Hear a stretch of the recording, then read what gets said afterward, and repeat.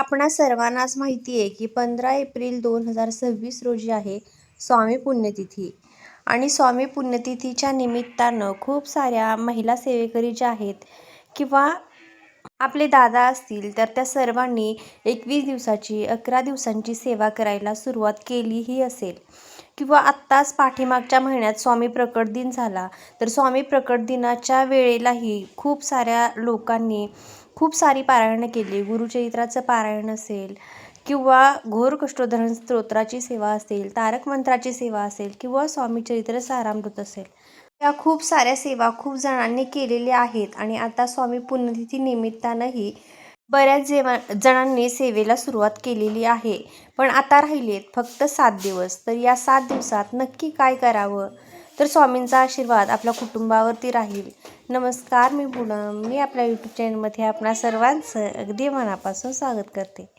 खूप जणांना अडचणी होत्या. काहींच्या घरी मासिक धर्म असेल, तर काहींच्या घरी सुद्धा विटाळ असे प्रॉब्लेम असतील.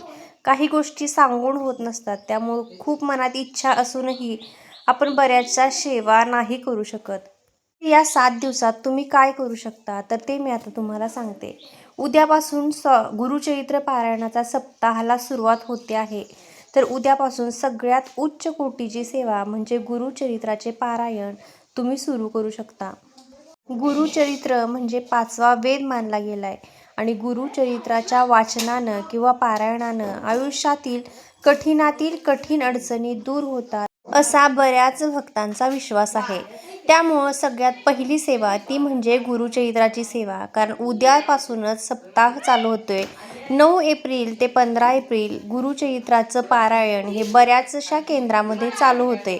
जर तुम्ही केंद्रामध्ये जाऊ शकत नसाल, तर घरात बसूनही तुम्ही ही सेवा करू शकता. याचे नियम, अटी काय आहेत, याचे व्हिडिओ ऑलरेडी आपल्या यूट्यूब चॅनलवरती तुम्हाला पाहायला मिळतील.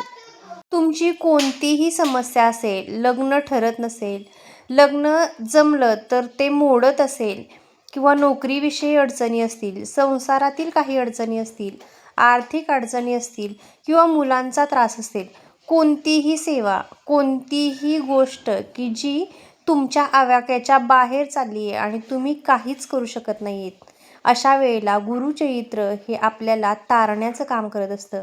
कारण ज्यावेळी आपले गुरु आपल्यासोबत असतात, त्यावेळी कुठलीही गोष्ट आपल्याला अशक्य नसते. त्यामुळं उद्यापासून श्री गुरुचरित्राचं पारायण अवश्य करा.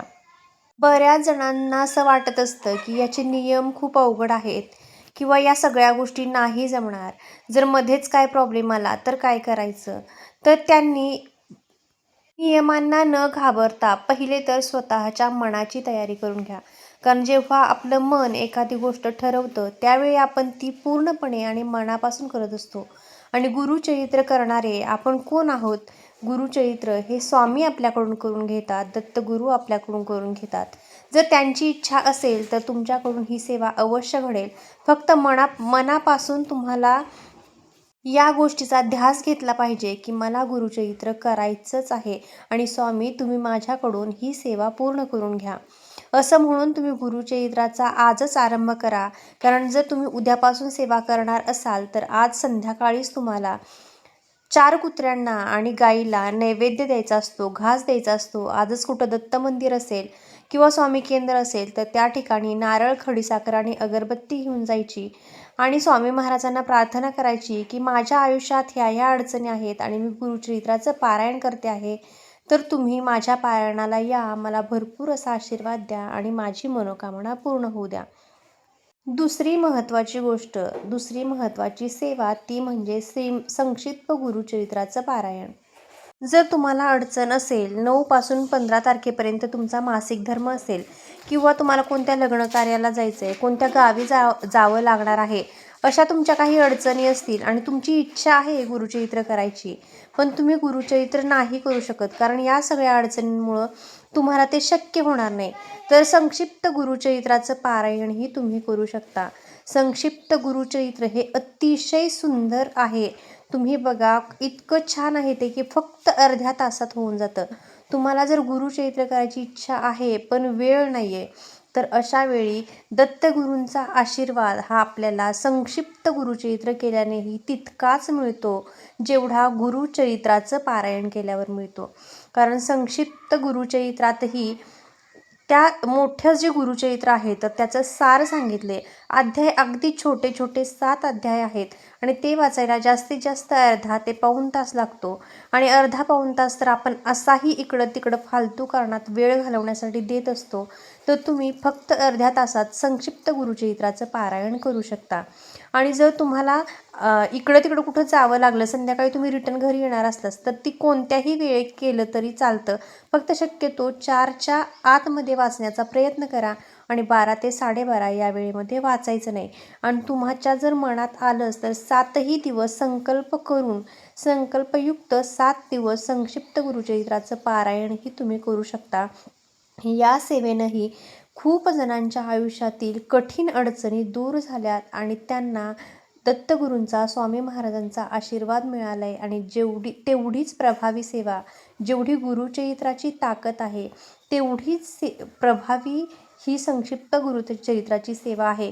आणि जर हे पुस्तक जर तुमच्याकडं अवेलेबल नसेल तर तुम्ही यूट्यूबवरती टाकून दिलं तरी तुम्हाला ते मिळून जाईल. आता खूप जणांचं म्हणणं असं असेल की आम्ही बाहेर गेलो आणि यायला वेळ झाला, 4 वाजून गेल्या, तर काय करायचं? कारण तुम्ही संकल्प केलेला असतो आणि ज्यावेळी तुम्ही संकल्प करता त्यावेळी खंड पाडायचा नसतो.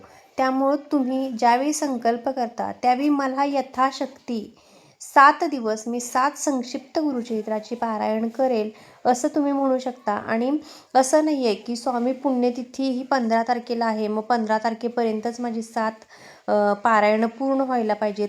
तुम्हाला शक्य झालं तर तुम्ही करा आणि तुम्हाला शक्य नसेल तर स्वामी म्हणत नाहीत की मला पुण्यतिथीपर्यंतच माझ्या या सगळ्या सेवा करा. स्वामींना प्रत्येक दिवस हा सारखा आहे. त्यामुळे तुम्ही पुण्यतिथीच्या पुढं 4-5 दिवस जरी सेवा केल्या तरीही चालू शकतं. त्यामुळं मासिक धर्म आलाय म्हणून तुम्ही या 7 दिवसात पारायण करायचंच नाही आहे कोणतंच, असंही नाही. तुमचा मासिक धर्म येऊन गेल्यावरही तुम्ही सुरुवात करू शकता. आणि पुण्यतिथीच्या पाठीमागं किंवा पुढं या 4-8 दिवसामध्ये जरी तुमची ही 2 पारायणं झाली तरीही चालू शकतं. तिसरी महत्त्वाची गोष्ट ती म्हणजे घोर कष्टोद्धरण स्तोत्राची सेवा. तर घोर कष्टोद्धरण स्तोत्र हे म्हणायला फक्त 2 ते 3 मिनटं लागतात आणि हे इतकं प्रभावी आहे आणि इतकं छान आहे, तुम्ही एकदा वाचून तरी बघा. त्याच्या नावातच सगळं आहे. घोर कष्टोद्धरण स्तोत्र म्हणजे तुमच्या आयुष्यातील कष्ट याचं हरण करणारं हे स्तोत्र आहे. तर तुम्ही दररोज फक्त वेळ देऊन 10 मिनिटात 11 वेळा जरी तुम्ही कष्टोद्धरण स्तोत्राची सेवा केली तरीही चालू शकतं. आणि ती चौथी महत्त्वाची सेवा ती म्हणजे आपलं स्वामीचरित्र सारामृत. बऱ्याच जणांचं सारामृत वाचायचं चालू आहे, पण नित्यसेवेत जर तुम्हाला शक्य होत नसेल, काही जणांना नाही शक्य होत, तर त्यांनी अशा वेळी या 7 दिवसात 7 श्री स्वामी चरित्र सारामृताचे पाठही तुम्ही करू शकता. एक पाठ करायला जास्तीत जास्त 45 ते 50 मिनटं लागतात. तुम्ही नवीन असाल तर 1 तास, सव्वा तास तुम्हाला लागू शकतो, पण 7 दिवस स्वामी चरित्र सारामृत ही तुम्ही करू शकता. किंवा 10 मिनिटाची सेवा की ज्यांना अजिबातच वेळ नाही आहे आणि त्यांना शक्यच होणार नाही आहे, त्यांनी घोर कष्टोद्धरण स्तोत्राची ही सेवा फक्त 10 मिनिटं तुम्ही दररोज करू शकता. या सगळ्या सेवा केल्यानं किंवा यापैकी एकही सेवा केल्यानं तुमच्या आयुष्यातील अडचणी, अडथळे जे काही आहेत ते सगळे दूर होतील हे मी खात्रीने सांगू शकते. कारण जेव्हा स्वामींचा आशीर्वाद आणि स्वामींची साथ आपल्यासोबत असते तेव्हा कुठलीही गोष्ट अशक्य नसते. त्यामुळं जर तुम्ही कोणतीही सेवा केली नसेल किंवा अजूनही तुम्हाला वाटत असेल की या अडचणींमुळं मी या सेवा नाही करू शकत, तर मी सांगितले अशा पद्धतीनं तुम्ही 7 दिवसांची सेवा करा. स्वामी तुमच्या घराचं, तुमच्या कुटुंबाचं रक्षण करतील. हीच थोडीशी माहिती मला तुमच्यासोबत शेअर करायची होती. व्हिडिओ आवडला तर व्हिडिओला लाईक करा, हाईप करा आणि चॅनेललाही सबस्क्राईब करा. धन्यवाद.